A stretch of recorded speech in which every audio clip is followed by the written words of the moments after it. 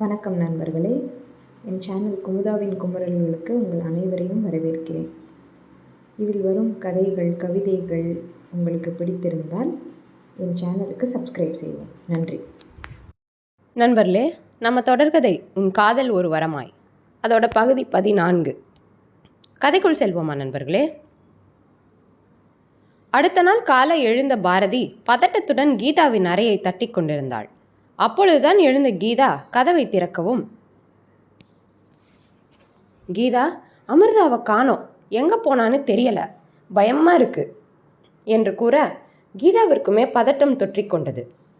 அவ போனுக்கு கால் பண்ண வேண்டியது தானே என்று பதட்டத்துடன் கேட்டவாறே கீதா அமிர்தா தங்கியிருக்கும் அறைக்குள் வர, நான் கால் பண்ணிட்டேன், அவ செல்லு இங்கேதான் கிடக்கு என்ற அமிர்தாவின் பேசியை காட்ட கீதாவுமே பயந்து விட்டாள்.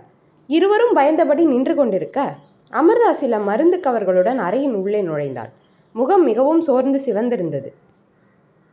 என்னக்கா, வேலைக்கு கிளம்பல என்று இருவரையும் பார்த்து கேட்டுக்கொண்டே தன் படுக்கையில் அமர, நீ எங்க போன என்று இருவரும் சேர்ந்து கேட்டனர். உடம்பு சரியில்லைக்கா, அதான் டாக்டர் கிட்ட போனேன் என்றவள் சோர்வாக தன் படுக்கையை சரி செய்து கொண்டே பேசினாள். நீங்க பயப்பட தேவையில்லைக்கா, நான் நல்லா தான் இருப்பேன், கொஞ்சம் தவறிட்டேன், சரி செய்ய முயற்சி செய்கிறேன் என தன் தடுமாற்ற மனதையும் தொண்டையும் சரி செய்து கொண்டு சரியாகிடுவேன் என்று கூறிவிட்டு தன் படுக்கையில் விழுந்து விட்டாள். மனதில் அத்தனை சோர்வு. சிவா என்ற ஒருவன் இனி தன் வாழ்வில் இல்லை. அதை மனதை ஏற்கத்தான் தேவைப்பட்டது அவளிற்கு. பாரதியும் கீதாவும் ஒருவரை ஒருவர் பார்த்து கொண்டனர். அமிர்தாவிற்கு அவர்கள் தன்னைத்தான் பார்க்கிறார்கள் என்று புரிந்தது. இருந்தும் இமை திறக்கவில்லை அவள். சற்று நேரத்திற்கு பிறகு யாரோ அவளை பலமாக உலுக்கினர். சோர்வாக எழ பாரதி தான் அவளுக்கு உணவு எடுத்து வந்திருந்தாள். எந்திரிச்சு சாப்பிடு, மாத்திரை போடணும்ல என்று கூறிக்கொண்டே தன் வேலையில் கவனமானாள். அமிர்தா எதுவும் பேசவில்லை. சாப்பாடை மெல்ல விழுங்கினாள்.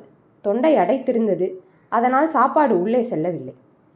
வேலைக்கு லீவு சொல்லிட்டியா என்று பாரதி கிளம்பிக் கொண்டே கேட்க, சொல்லியிருக்கேன் என்று பாதி சாப்பாட்டில் எழ, ஒழுங்கா சாப்பிட்டு மாத்திரையை போடு, தேவையில்லாத நினைச்சு உன் உடம்ப நீயே கெடுத்துக்காத என்று பாரதி காட்டமாகவே திட்டினாள். அவளுக்கு அமிதா நேற்று பேசியதிலிருந்து அத்தனை கோபம்தான். இவளுக்காக யோசித்தவள் எப்படி பேசிவிட்டாள். இனி இவளிடம் தள்ளிதான் இருக்க வேண்டும் என நினைத்து கொண்டிருந்தவள் காலையில் அவளின் சோர்ந்த முகத்தை கண்டவுடன் பேசிவிட்டாள். ஆனால் உள்ளே சிறிய முள் போல அவளின் வார்த்தை தைத்து கொண்டிருந்தது. இல்லக்கா, முடியல, தொண்டை வலிக்குது, அதான் என்று சோர்வாக அமிர்தா கூற பாரதியின் முகம் அவளையும் மீறி வேதனை காட்டிவிட்டது. சரி, எல்லாம் சரியாயிடும், தூங்கு, நான் கிளம்புறேன், ஏதாவது தேவைன்னா கூப்பிடு என்று கூறிவிட்டு அவள் கிளம்பிவிட அமிர்தா மாத்திரையை விழுங்கிவிட்டு தன் படுக்கையில் விழுந்தாள். மனதெல்லாம் பாரம் அழுத்தியது. ஏன் என்றே தெரியாமல் அழுகை வந்தது. ஒரு கட்டத்தில் இந்த பாரம் தாங்காமல் தன் அன்னையின் புகைப்படத்தை எடுத்து தன் கைகளில் வைத்து கொண்டவள், மா, நான் என்னம்மா செய்வேன், எனக்கு அவரை பிடிச்சது, நான் பண்ணது தப்புதான், ஆனா என்னால முடியலம்மா, என் மனசு என்னையும் மீறி அவர் பக்கம் போயிடுச்சு, இப்ப என்னால தாங்கிக்கவே முடியல, மனசு வலிக்குது, நான் என்ன பண்ணட்டும் என்று அவரிடம் மன்றாடி கொண்டிருக்கும் வேளையில்தான் அவளின் பேசியின் அழைப்பு வர முதலில் அலட்சியமாக விட்டவள் பின் தொடர்ந்து அழைப்பு வரும் ஒருவேளை கடையில் இருந்தோ என்று எடுத்து பார்க்க சிவாதான் அழைத்திருந்தான். அந்த அழைப்பையே பார்த்திருந்தாள் அமிர்தா. எடுக்கவா வேண்டாமா என்ற எண்ணம் அப்படியே அமர்ந்திருக்க அழைப்பு ஓய்ந்து போனது. சரி, இனி அழைக்க மாட்டான் என்று மூச்சை இழுத்து விட மீண்டும் அழைப்பு அவனிடம் இருந்து இனி எடுக்காமல் இருக்க முடியாது என்று புரிந்து போக அலைக்கழியும் மனதை அடக்கி கொண்டு அழைப்பை ஏற்றாள். எப்போதும் இவள் ஹலோ என்று கூறிய பிறகுதான் அவன் பேசவே தொடங்குவான் என்று. ஏய், என்ன வேலையா, ஈவினிங் என்று அவன் தொடங்கும் போதே, இல்லை, என்னால் முடியாது, எனக்கு வேலை இருக்கு என்று கத்தரித்தது போல பேச எதிரில் பலத்த மௌனம். ஹலோ ஹலோ, இருக்கீங்களா, என்னால் எங்கேயும் வர முடியாது, வேலை இருக்கு, நான் அப்புறம் பேசுகிறேன் என்று ஒருவாறு கூறிவிட்டு வைத்து விட்டாள். எங்கே அதன் பிறகு அவன் அழைத்து விடுவானோ என்று பேசியை பார்த்து கொண்டிருந்தவள் அதன் பின் அவன் அழைக்கவில்லை எனவும் தான் இறுக்கம் தளர்ந்தாள். எதுவும் ஓடவில்லை. தன் படுக்கையில் விழுந்தவள் எவ்வளவு நேரம் அழுதாள் என்று தெரியாமல் அந்த அழுகையுடனே உறங்கியும் போனாள். மாலை பாரதி வந்து எழுப்பும் வரை அமிர்தாவின் உறக்கம் கலையவில்லை. பாரதி எழுப்பவும் எழுந்தவள், என்னக்கா சீக்கிரம் வந்துட்டீங்க என்று கண்களை கசக்கிக் கொண்டே கேட்க, சீக்கிரம்தான், மணியப்பாருடி, 7 ஆகுது, நீதான் இவ்வளவு நேரம் தூங்கியிருக்க என்று விட்டு தன்னை சுத்தப்படுத்த சென்றாள். அமிர்தாவுக்குமே அப்போதுதான் வெகு நேரம் உறங்கிவிட்டோம் என்று புரிந்தது. அச்சோ, ரொம்ப நேரம் தூங்கிட்டேன் என்று தானும் எழுந்து முகம் கழுவி வந்தாள். பாரதி எதுவும் பேசவில்லை. அமைதியாக வாங்கி வந்த தேநீரை பருகியபடி இருந்தாள். அமிர்தா முகம் கழுவி வந்து அமரவும் அவளிடம் ஒன்றை கொடுக்க அவளும் வாங்கி பருகி கொண்டிருக்கும் போதுதான் கீதா அவர்களின் அறைக்கு வந்தாள். என்ன 2 பேரும் டீ குடிக்கிறீங்க? எனக்கு இல்லையா? இருக்கு கீதா, வா இந்தா எடுத்துக்க என்று பாரதி தன்னில் பாதியை பிரித்து கொடுக்க அதை வாங்கி கொண்டு அமர்ந்தவள், என்னம்மா அமிர்தா, உடம்பு எப்படி இருக்கு என்று கேட்க, இப்போ பரவாயில்லைக்கா. சரி, அப்புறம் என்ன பண்ணுறதா இருக்க? உன்னோட மெம்பர்ஷிப் ரெனிவல் இருக்கு, பண்ண போறியா இல்லையா என்று கேட்க, பண்ணணும்க்கா. அதுக்கு முன்னாடி எனக்கு ஏதாவது வேலை இருந்தால் சொல்லுங்க என்று கேட்க கீதா பாரதியை பார்த்தாள். முன்னாடியே சொன்னா, நானும் ஒரு இடத்துல சொல்லி வச்சிருக்கேன், ஆனால் அவங்க எந்த பதிலும் தரல என்று கூற, இப்படி திடீர்னு கேட்டால் என்ன பண்ணுறதுன்னு பார்க்கிறேன் என்று கீதா கூற, பாருங்கக்கா, பார்த்து சொல்லுங்க என்று அமிர்தாவையே தான் கீதா பார்த்து கொண்டிருந்தாள். ஏன் அப்படி பார்க்குறீங்க என்று அவளின் பார்வையை உணர்ந்து அமிர்தா கேட்க, இல்லை, நேற்று இந்த அழுகை அழுத இப்போ அமைதியாக இருக்க என்று சந்தேகமாக கேட்க, அதுக்குள்ள மனசு மாறிடுச்சான்னு கேட்குறீங்களா? என் மனசு மாறவெல்லாம் இல்லை, அது அழுத்திக்கிட்டு தான் இருக்கு.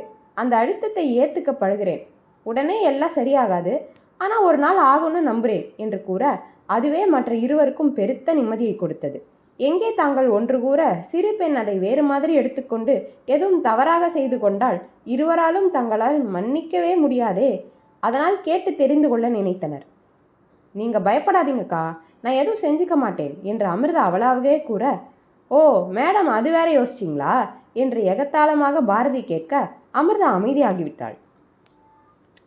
பாரதி, அமைதியாரு. இங்கே பாரு அமிர்தா, எனக்கு உன்னோட மனசு புரியுது. எல்லாருக்கும் வர பருவ கோளாறு தான். இந்த காதல் எல்லாம் காலம் கடந்து வந்தா இதுவும் கடந்து போகும் என்றவள் கண்களில் கண்ணீர். கா, ஏன் அலறீங்க என்று அமிர்தா பதட்டமாக கேட்க பாரதிக்கும் ஒன்றும் புரியவில்லை. அவளும், என்ன கீதா? ஒன்றுமில்லை பாரதி, பழச நினச்சேன். நானும் இவ்வளோ மாதிரி தான் படிக்கிற காலத்தில் காதலில் விழுந்து பெத்தவங்களை ஏமாத்திட்டு அவனை நம்பி இங்கே வந்தேன். இங்கே வந்ததுக்கு அப்புறம்தான் தெரிஞ்சது அவன் சரியான பொறுக்கின்னு. எங்கள் அப்பா அம்மா பண்ண புண்ணியம், என்னை அவன்கிட்டே இருந்து ஒருத்தவங்க காப்பாற்றி விட்டாங்க. அதுக்கப்புறம்தான் நான் வாழ்க்கைனா என்னன்னே பார்த்தேன். கா, என்னக்கா சொல்கிறீங்க என்று அமிர்தா அதிர்ந்து கேட்க, இந்த காதலெல்லாம் வெறும் ஒரு ஈர்ப்பு தான் புள்ள. என்னை காப்பாற்றினது ஏதோ என்ஜிஓமாம். அவங்களே என்னை எங்கள் ஊருக்கு அனுப்பி வச்சாங்க. நான் அங்கே போனப்போ என் அப்பா உயிரோடு இல்லை, இறந்துட்டார். எங்கள் அம்மா என்னை பார்க்க கூட மாட்டேன்னு சொல்லிட்டாங்க. எங்கள் அண்ணன் 2 பேரும் என் முகத்தில் முழிக்காதன்னு சொல்லி வெளியே தள்ளிட்டாங்க. எல்லாம் போச்சு. நான் பண்ணது எவ்வளோ பெரிய தப்புன்னு காலம் கடந்து தான் நான் உணர்ந்தேன். என்னால் ஒரு உயிர் போச்சு, அதிலே நான் பாதி செத்துட்டேன். என் வீட்டை விட்டு வெளியே தள்ளவும் என் கூட வந்த அந்த அமைப்பில் இருந்த ஒரு மேடம் தான் என்னை இங்கே கூட்டி வந்து வேலைக்கு சேர்த்து விட்டாங்க. சில சமயம் செத்துடலாம்னு தோணும், ஆனால் உயிரோடு இருக்கிறது தான் எனக்கு நானே கொடுத்துக்கிற தண்டனை என்று கூறிவிட்டு விட்டத்தை வெறித்தபடி பார்த்து அமர்ந்திருக்க, கா, அதுக்கப்புறம் நீங்கள் ஊருக்கே போகலையா? உங்கள் அம்மாவை பார்க்கலையா என்று அமிர்தா கேட்க, ஏன் போகலை? 2 மாதத்துக்கு ஒரு தடவை போயிட்டு தான் வருவேன். என் வீட்டில் என்னை இன்னமும் மன்னிக்கலை தான். ஆனால் நான் மன்னிப்பை யாசிச்சுக்கிட்டே இருக்கேன். இப்போ கூட இன்னும் 3 மாதத்தில் என் சின்ன அண்ணனுக்கு கல்யாணம். என்னை வராதன்னு எங்கள் அம்மா பெரிய அண்ணன் எல்லாரும் சொல்லிட்டாங்க. ஆனால் நான் போவேன். எங்கேயாவது உட்காந்து என் அண்ணன் கல்யாணத்தை பார்த்துட்டு வருவேன். ஒருத்தரை என்னோட சுயநலத்தால் எழுந்துட்டேன்.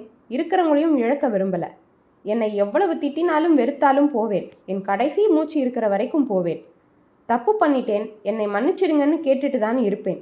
என்னைக்காவது அவங்க மனசு மாறும்ல என்று கண்ணீருடன் கூற, கா, அழாதீங்க, என்னால் பார்க்க முடியல, எனக்கும் அழுகையாக வருது என்று சிறு பிள்ளை போல அழுது கொண்டே அமிர்தா கீதாவின் தோள்களில் சாய்ந்துவிட பாரதிக்குமே கீதாவை பார்க்க பாவமாக தான் இருந்தது. இருந்தும் அவள் செய்ததை ஏற்றுக்கொள்ள முடியாமல், ஏன் கீதா இப்படி செஞ்ச? நீ அந்த தப்பை செய்யும்போது உன் குடும்பம் உன் கண் முன்னாடி தெரியலையா? அப்படி என்னடி காதல் உங்களுக்கு? பெத்தவங்களை விட எவனோ ஒருத்தன் முக்கியமாக போயிடுறான். உன்னை பார்க்கும்போது பாவமாக இருந்தாலும் எனக்கு உன் மேலே கோபம்தான். நீ செஞ்சது தப்பு, அதுக்கு தான் இப்போ அனுபவிக்கிற என்று ஆற்றமாட்டாமல் கூற கீதா வெடித்து அழுது விட்டார். கா, அழாதீங்கக்கா என்று அமிர்தா பயந்து போய் கீதாவின் தோள்களை தொட, அழட்டும் விடு, அழுத்தமாவது குறையும் என்று பாரதி கூறிவிட அமிர்தா அமைதியாக பார்த்து கொண்டிருந்தாள். இதெல்லாம் அவளுக்கு புதிது.